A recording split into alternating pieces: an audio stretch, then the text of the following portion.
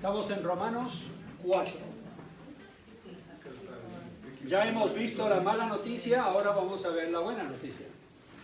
Vimos la introducción en capítulo 1. Pablo está escribiendo a una iglesia que no conoce personalmente, espera algún día poder ir a verlos, pero escribe esta carta y dice: les quiero presentar la posición teológica correcta, porque tenían en Roma, como en muchas ciudades de ese tiempo, influencia de muchas diferentes doctrinas, religiones. Había una mezcolanza, una ensalada en la cabeza de mucha gente, y él dice: yo les voy a presentar la justificación por la fe. ¿Qué significa ser justificados por la fe? Y les presenta eso para que ellos lo tengan bien claro, porque es el fundamento de nuestra fe, nuestra salvación, nuestra relación con Dios. Pero antes de presentar la justificación por la fe, él tiene que presentar la condición real del ser humano. Todos pecamos y estamos destituidos de la gloria de Dios, separados de la gloria de Dios. ¿Qué es la gloria de Dios? Son todos sus atributos. Si Dios es perfecto y Él es santo, nosotros somos muy imperfectos y no nos acercamos ni siquiera a santo.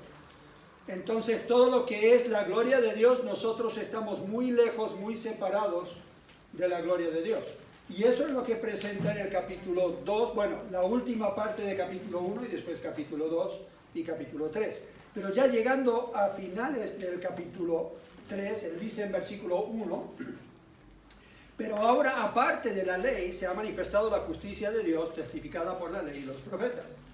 Dios presenta el plan de cómo Él va a justificar al ser humano. Declararlo justo, o sea, declararlo inocente.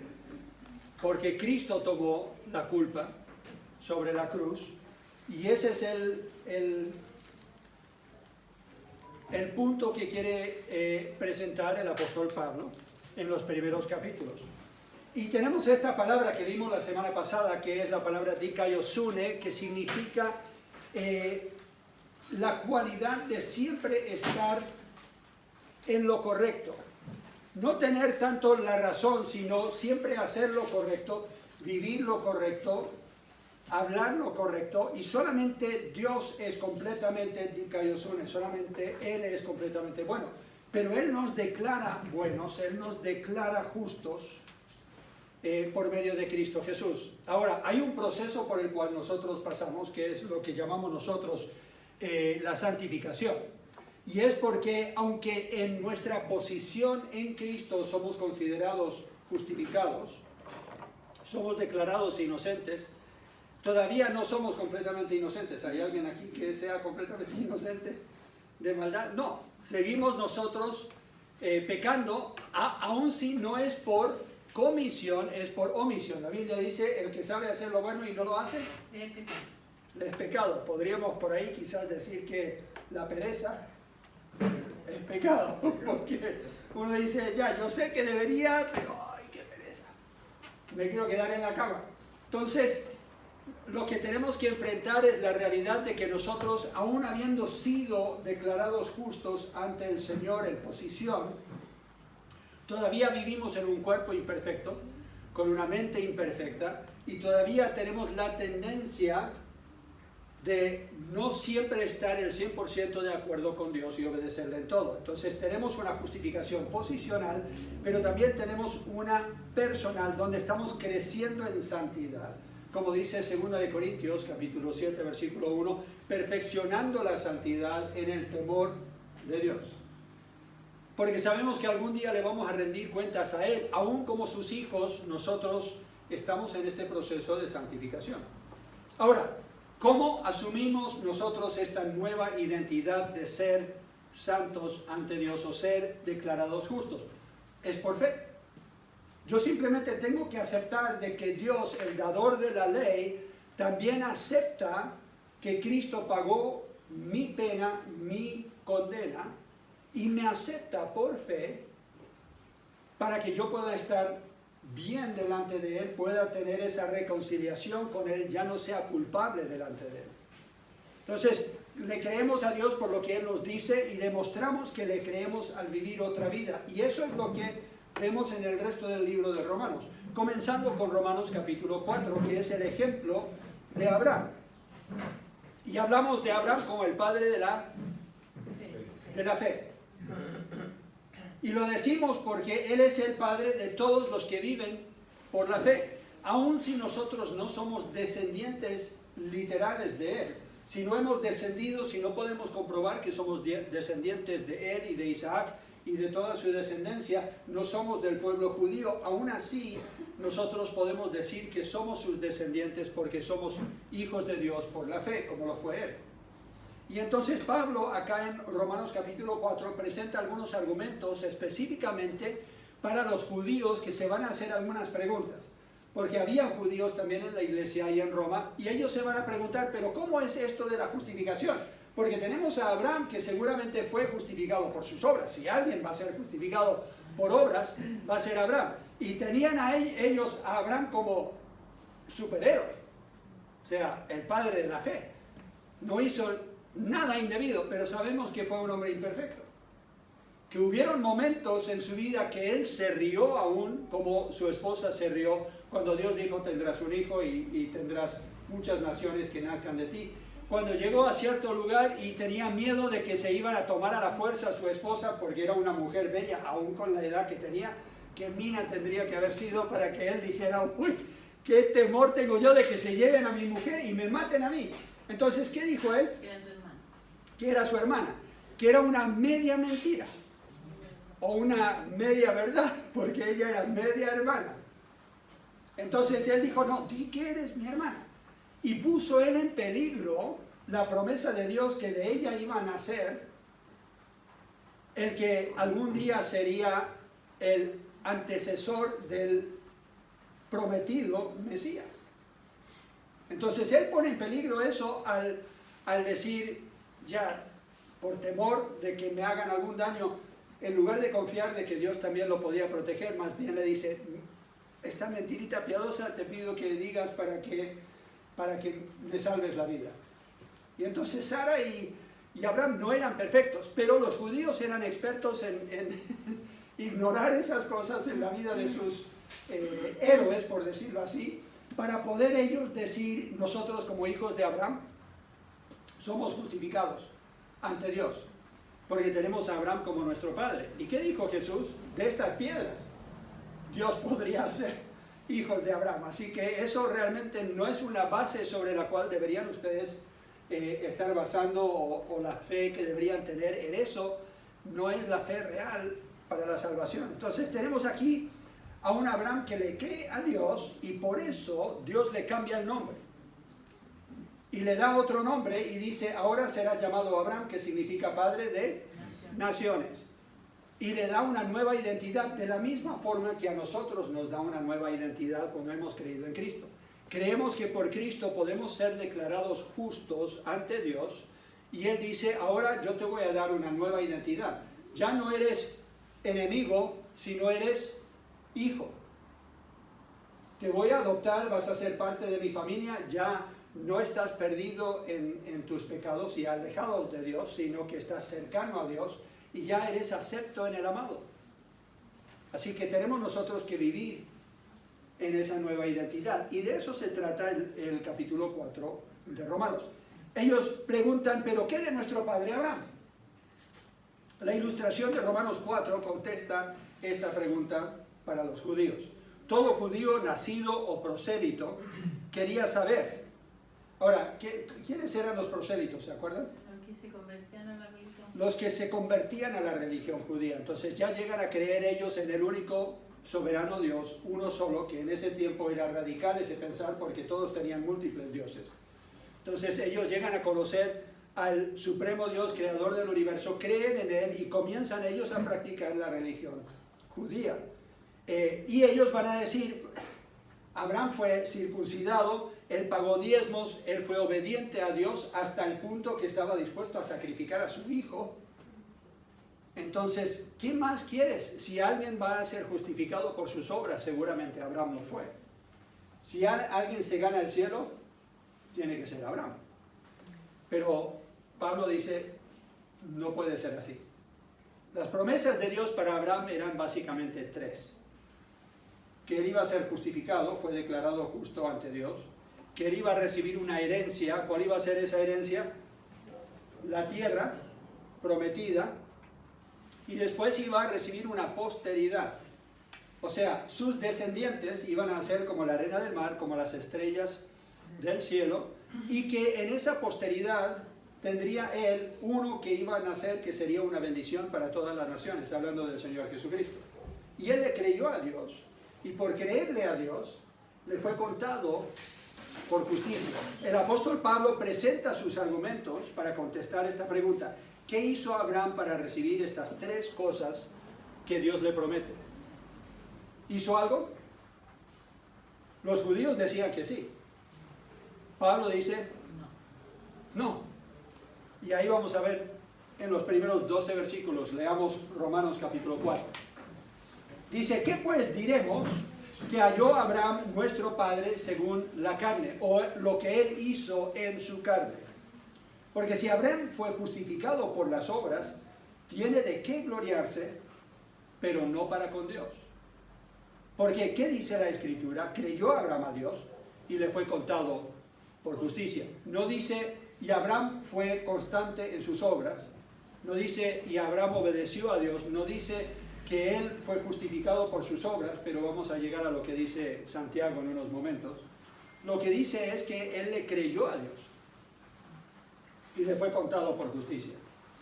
Pero al que obra no se le cuenta el salario como gracia, sino como deuda. Mas el que no obra, sino cree en aquel que justifica al impío, su fe le es contada por justicia. Como también David habla de la bienaventuranza del hombre a quien Dios atribuye justicia sin obras, diciendo, bienaventurados aquellos cuyas iniquidades son perdonadas y cuyos pecados son cubiertos. Bienaventurado el varón a quien el Señor no inculpa de pecado. Es pues esta bienaventuranza solamente para los de la circuncisión, o sea, los judíos, o también para los de la incircuncisión, los que no nacieron judíos. Porque decimos que a Abraham le fue contada la fe por justicia. ¿Cómo pues le fue contada? Estando en la circuncisión o en la incircuncisión. No en la circuncisión, sino en la incircuncisión. Y recibió la circuncisión como, ¿qué?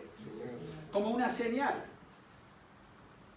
Dios no dijo, tienes que ser circuncidado y después de eso yo te declaro justo.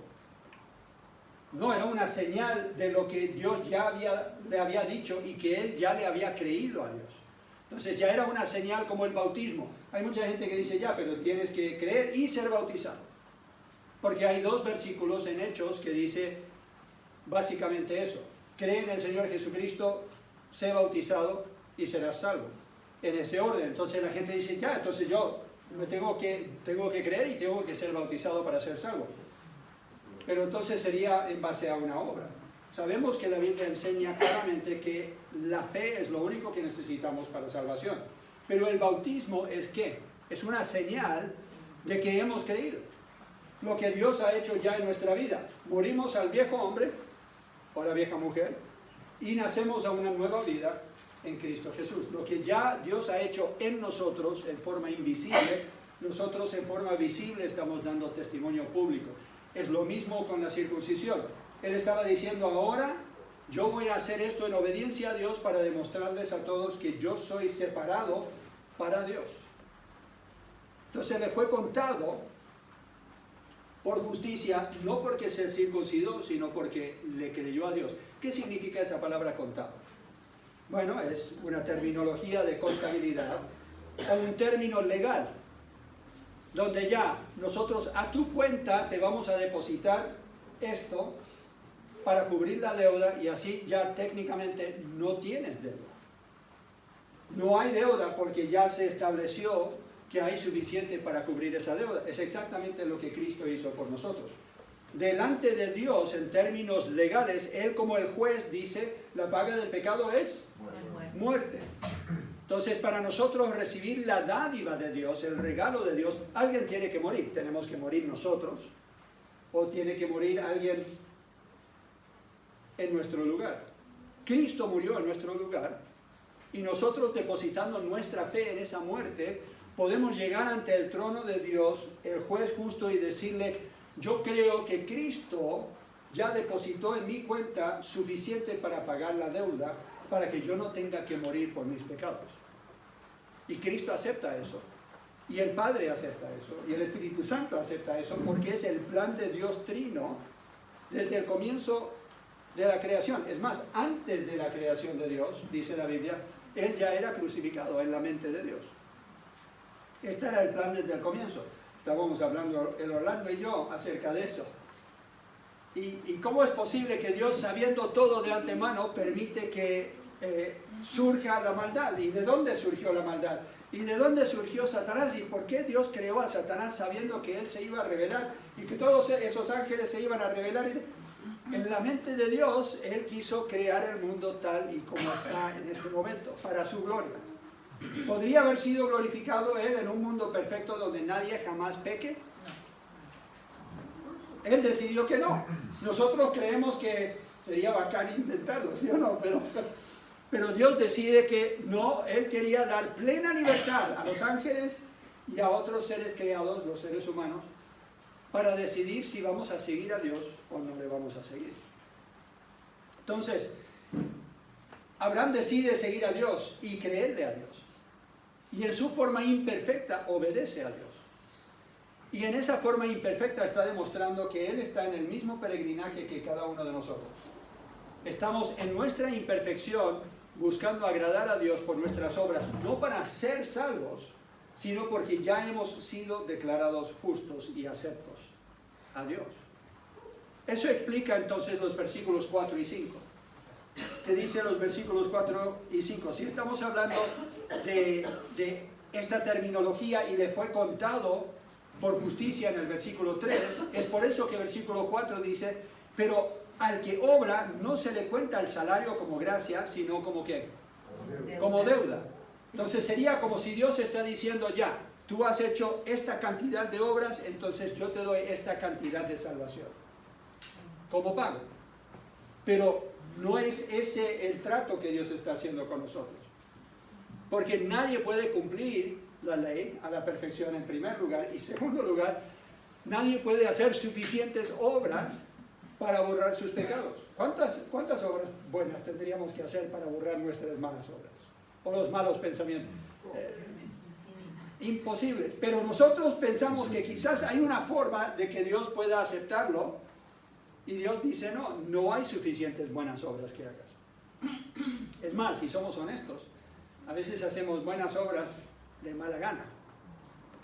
O lo hacemos con una mala intención. Aunque aparente que sea buena obra para los demás, en el corazón nosotros sabemos que lo estamos haciendo de mala intención. Como Pablo dijo, hay algunos que predican el Evangelio y lo hacen para hacerme daño. Uno diría, predicar el Evangelio es algo bueno, sí, pero lo estaban haciendo para hacerle daño a él, que estaba encarcelado y no podía predicar. Así que aún podemos hacer buenas cosas con malas intenciones. Entonces no hay forma de nosotros hacer suficientes buenas obras. Y este es el punto que quiere decirle Pablo a los de Roma, para que ellos entiendan, porque los judíos seguían insistiendo de que seguramente si alguien se salvó era Abraham, y ellos simplemente tenían que ser como Abraham. El otro argumento era, mira, él se justificó porque le obedeció a Dios y fue circuncidado, y entonces eso lo separa para Dios, y ahora por medio de la circuncisión él es reconocido como justo delante de Dios. Y Pablo dice, no, él fue declarado justo 13 años antes de que fuera circuncidado. Si lees bien en Génesis vas a ver que Dios le dice, ya, yo te declaro justo porque tú me crees de que algún día yo voy a cumplir esta promesa. Y eso fue años antes, probablemente 12 a 13 años antes de que Dios le dijera, ahora quiero que te circuncides, tú y todos los de tu casa. Así que no pudo haber sido antes de la circuncisión, como ya leímos en los versículos 9 al 12. En Gálatas, Pablo dice, ustedes que insisten de que la circuncisión es tan importante y están confiando en eso para ser hijos de Dios, entonces nada vale creer en Cristo. Porque no pueden creer en Cristo para salvación y a la vez pensar que cumplir con Dios en la ley les va a traer salvación. O es uno o es el otro. Pero si decides que va a ser por la ley, la tienes que cumplir como completa. No puedes fallar ni en uno. Es interesante la interacción que tiene Jesús con un joven rico que llega y le dice, ¿qué tengo que hacer para ser salvo? Y Jesús le dice algo que sorprende a algunos. Él no le dice, cree en mí. ¿Él qué le dice? ¿Cuáles son los mandamientos? Tienes que cumplir los mandamientos. ¿Qué dijo? Desde chico los he cumplido. Pero era un hombre con dinero y Jesús le nombra a todos menos ¿cuál?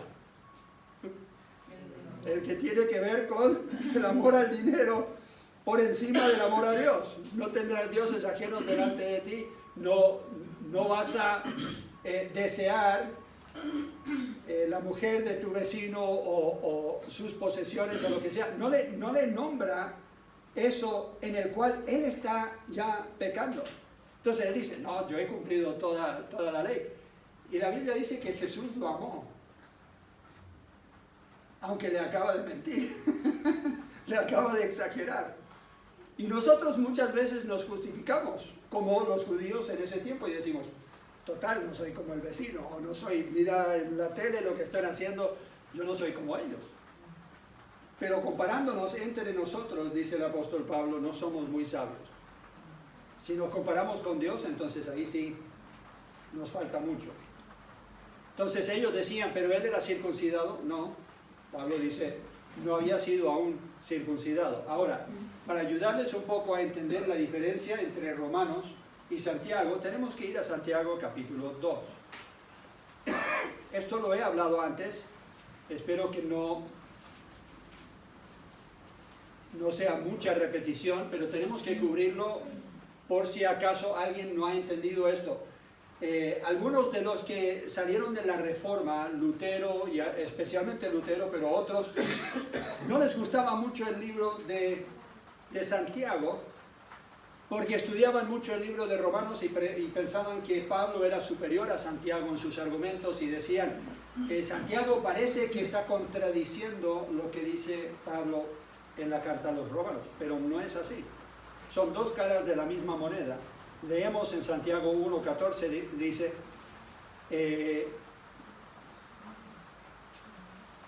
Santiago 2:14, perdón.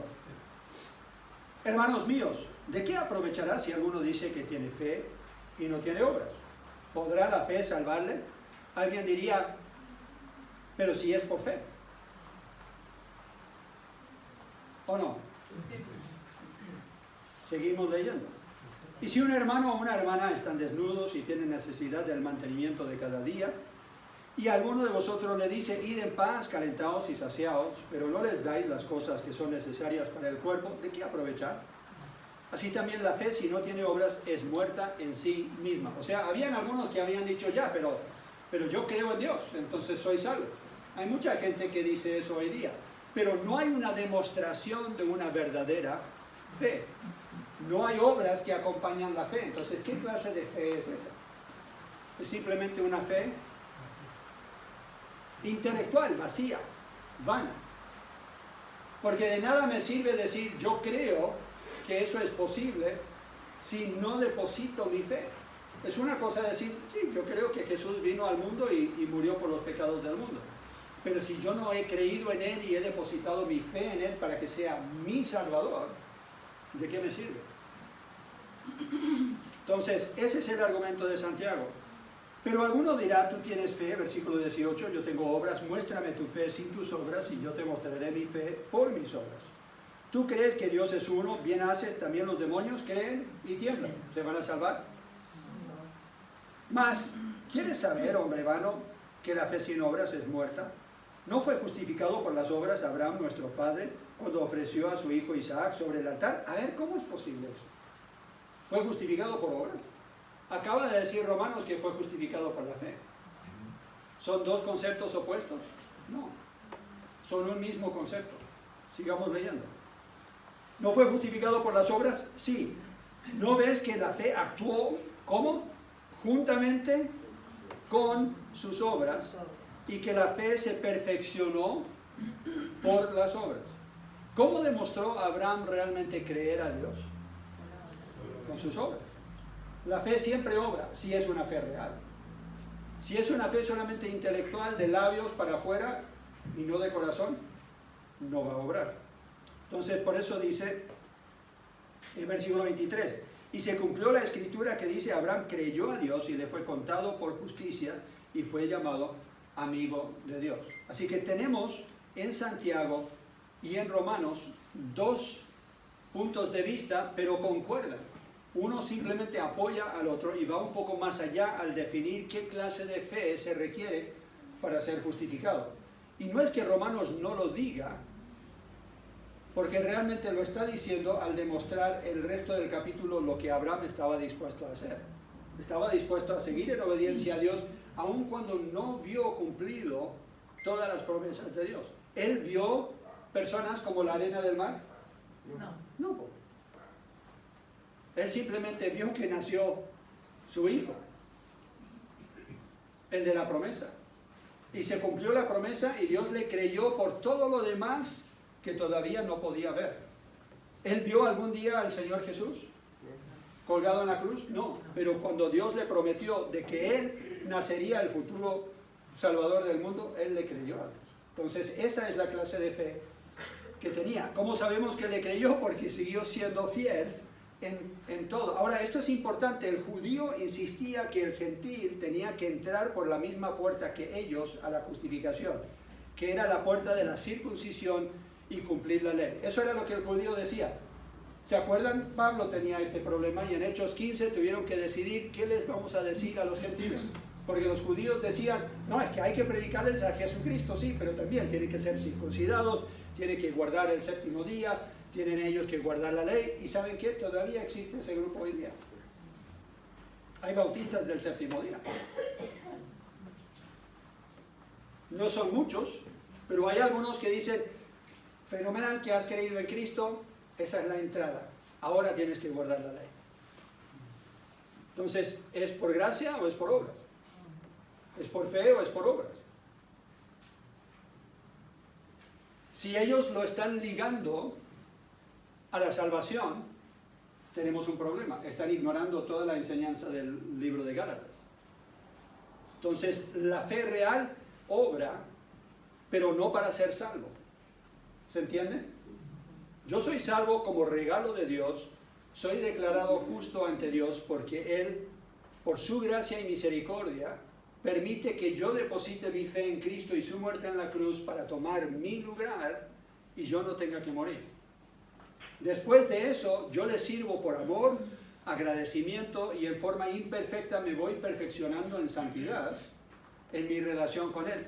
Pero no dependo de eso para mi salvación. Pero los que dicen hay que cumplir la ley, dicen, Cristo comenzó la salvación, yo ahora la tengo que terminar.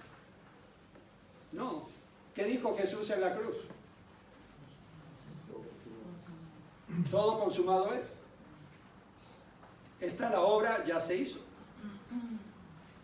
Hebreos dice lo mismo. Entonces sabemos que Él se dio una vez para siempre, dice Hebreos, para no morir nunca más. Tuvo que morir solamente una vez. Entonces ellos insistían, tú gentil tienes que pasar por la puerta del judaísmo para ser salvo y llegar a Cristo.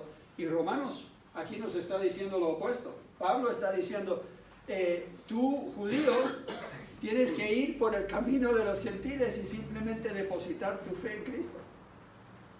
Ya tienes que dejar la ley de lado.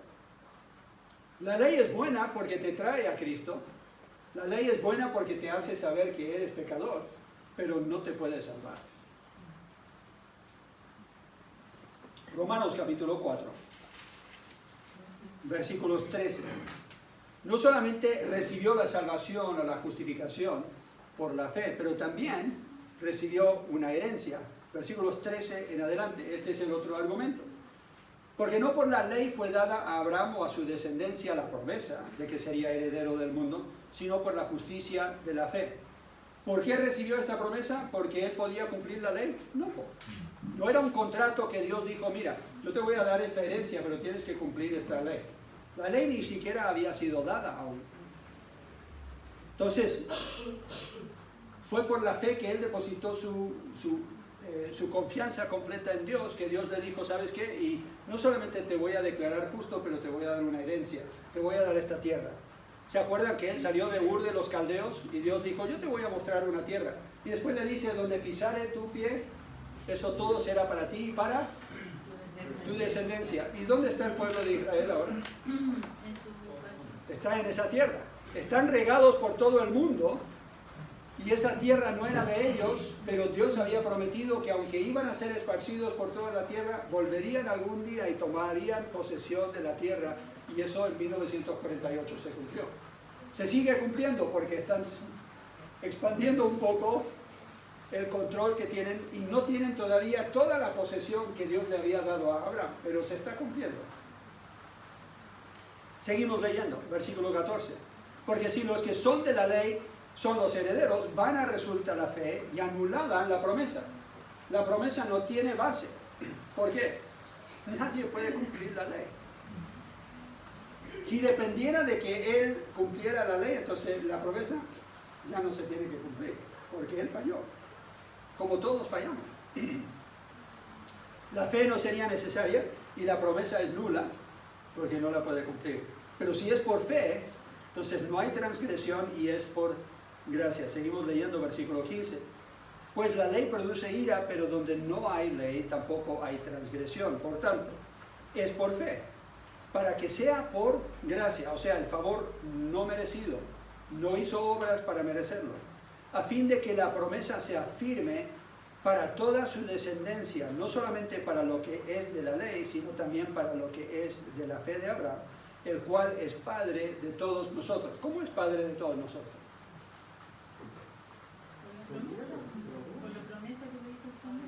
Por las promesas que le hizo Dios. Dios le dijo, yo te voy a declarar justo, y todos los que creen como tú crees, también serán declarados justos. Y recibirán una herencia. ¿Qué clase de herencia vamos a recibir? Bueno, la Biblia dice que nuestra herencia está en los cielos, inmarcesible, incontaminada, eterna en los cielos para cada uno de nosotros. ¿Qué le dijo Jesús a sus discípulos en Juan 14? Yo voy a prepararles un lugar. En la casa de mi Padre muchas moradas hay. Si no fuera así, lo hubiera dicho. Yo les voy a ir a preparar un lugar para que donde yo esté, vosotros también estéis. Así que ya tenemos una herencia. ¿Cómo la tuvo y cómo la tiene el pueblo de Israel? La herencia es solo para los judíos, como ya vimos, versículo 16 que dice, no solamente para los que la que es de la ley, sino también para la que es de la fe de Abraham, el cual es Padre de todos nosotros. La herencia es para todo el que cree. Yo creo que tenemos que dar una ilustración para que ustedes lo entiendan. En los Estados Unidos hubo una ancianita que estaba viviendo debajo de un puente, en esa pobreza que pocos de nosotros entendemos, donde ella literalmente tenía que escarbar en los basurales, en la basura, y allá hay restaurantes que a veces botan harta comida, y entonces ella literalmente vivía de la basura que tiraban los restaurantes. Y ella vivía bajo un puente con cartón y una lona que tenía ahí. Y esto en el norte, en los Estados Unidos. Y la policía buscando y buscando y buscando a esta mujer porque murió una persona de mucho dinero, estamos hablando de millones de dólares, no me acuerdo cuántos, pero más de 10 millones de dólares. Y le había dejado la herencia a la única persona que ellos creían que todavía estaba viva de su familia, y era esta mujer. Ella fue de la nada, donde no tenía ni un dólar, a millones de dólares. Pero ¿saben qué? Lo triste es que nunca le pudieron persuadir de que era real. Ella nunca lo creyó. Y poco tiempo después murió debajo de ese puente. Y ese dinero a la ciudad de Nueva York. ¿Por qué? No había más descendientes. Y uno dice, pero ¿cómo es posible? Y qué tan triste. Ella los últimos meses de su vida quizás hubiera vivido más. Quizás no le hubiera dado neumonía o lo que fue que le dio, que la mató, pero ella no creyó. Y al no creer no tuvo el beneficio de la herencia. Y yo creo que hay muchos creyentes hoy día que dicen, sí, no, yo creo, pero demuestran en su vida que les falta harta fe. Es como que pueden creer quizás que Cristo los salva del infierno, pero que no les puede salvar de esta mala situación en la que están. Que no puede suplir esa necesidad, que no puede dar sabiduría, que no les ha preparado realmente un lugar. Hay gente que yo he estado con ellos en las últimas horas de su vida y ellos están pero aterrorizados de la muerte. Y yo les digo, ¿pero por qué? Dios te tiene un lugar preparado, es un lugar donde no vas a sentir dolor ni tristeza. No, es que yo no he sido muy buena persona. No depende de eso. Entiéndelo. Pero porque se criaron en la iglesia católica donde eso estaba tan arraigado en su mente, como que no podían superarlo y creían que sí, Cristo me salvó, yo sé que voy a llegar al cielo, pero probablemente voy a vivir debajo de un puente en el cielo, porque no merezco tener un lugar que Cristo me haya preparado. Y esa mentalidad no es la mentalidad de Dios. Abraham no hizo nada para merecer lo que él recibió. Nosotros tampoco. Y la herencia que tenemos es tan real como la casa en la que vives, pero mucho mejor. El baño funciona. No entra agua. No hay problemas con cuenta de luz o alguna otra cosa. Entonces, es tan real como lo que vives hoy día. Estábamos hablando el otro día de cómo vamos a hacer después de la muerte. Y alguien dijo, es que yo me imagino que voy a hacer una lucecita por ahí. ¿No? Que voy a hacer como algo. No, vamos a tener cuerpo. Nos vamos a conocer, vamos a poder interactuar, vamos a servir al Señor Jesús. Vamos a estar en tremenda comida, celebrando una boda con nuestro amado, como iglesia. Creo que va a ser cordero al pavo, pero no sé. Lo que sé es que va a haber vino, eso es lo que dijo Jesús, no voy a beber hasta que venga en el reino. Entonces, vamos a celebrar en su presencia en una forma que realmente nosotros, si somos bíblicos en nuestro pensar, lo podemos imaginar.